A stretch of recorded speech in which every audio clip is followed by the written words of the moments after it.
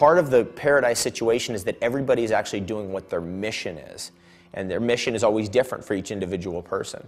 Somebody's mission might be, to be the best carpenter ever. Somebody might be the best mom ever. Somebody might be the best teacher ever, second grade teacher. Somebody might be the best food grower ever. Somebody might be the best horticulturalist ever. That might be their goal. And each person who's incarnated on this planet, each soul, has a unique mission that is unique to that person.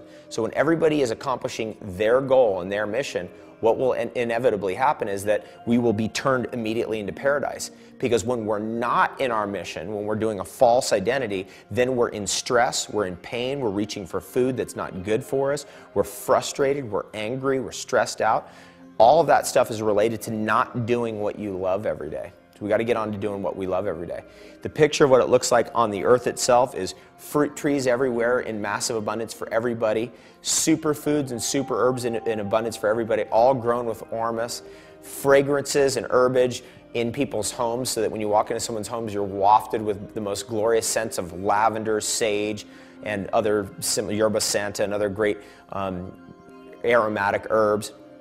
All houses are constructed out of recycled materials that have been pulled out of landfills. We've taken all nuclear waste and we've launched it either to the center of the sun or imploded it with Brown's gas or something like that and gotten rid of it. We've used fungi to clean up all the oil spills and all the petroleum messes that have ever happened. We use fungi to clean up landfills. We use the technology of using spores and fungi to remediate pesticide-sprayed land, because the fungi and spores from the fungi, the medicinal mushrooms, can actually eat up the petrochemicals and convert them into nutrients.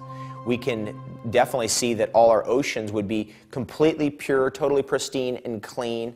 There would be no more radical corporations who are like a chicken with their head cut off, just running around like crazy, destroying everything in sight.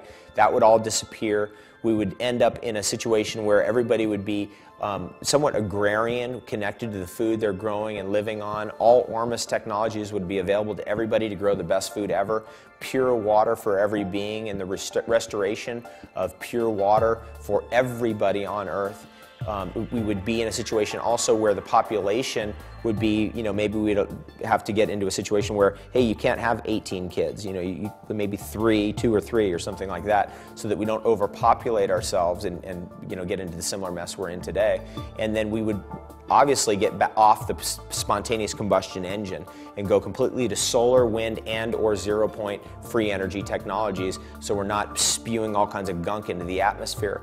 We would come completely off fire, so we wouldn't need fire anymore to cook our food and do all that kind of stuff, because cooking is just a complete waste of resources and time and actually turns our food into poison in most cases.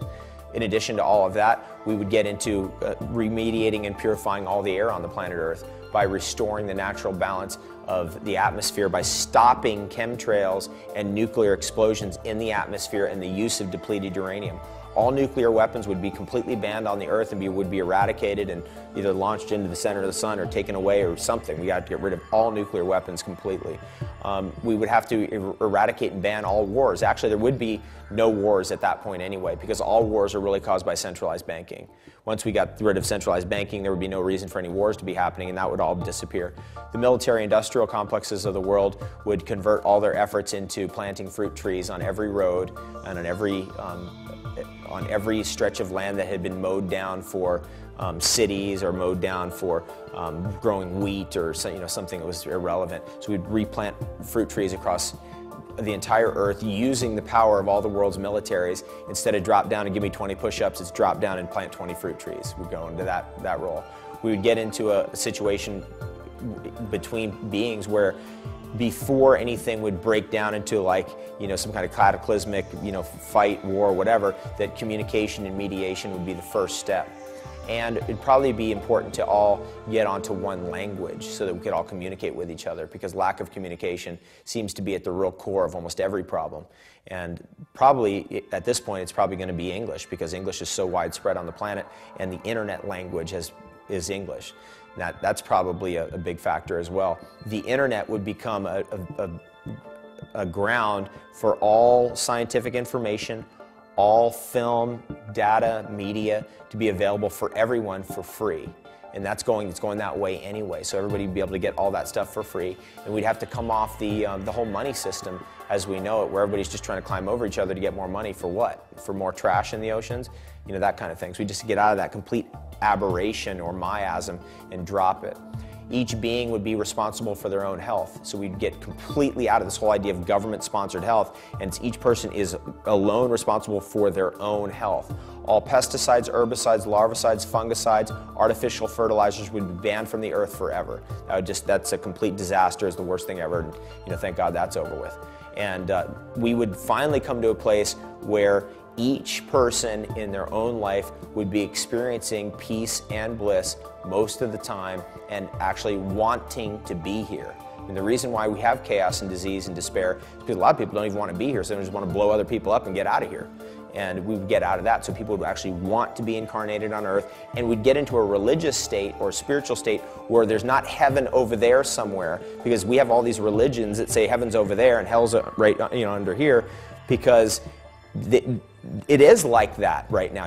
People are in such pain that they want heaven to be far away from here, but in fact, really, heaven is right here, right now, and hell is right here, right now. So we'd get out of this religious idea that we're going to ascend right over there, but in fact, we would ascend and stay right here because this is where we want to be, because this is actually paradise finally, and we're going to get there. We will eventually get there. Some of us will be dragged kicking and screaming. Some of us will be stoked to get there soon.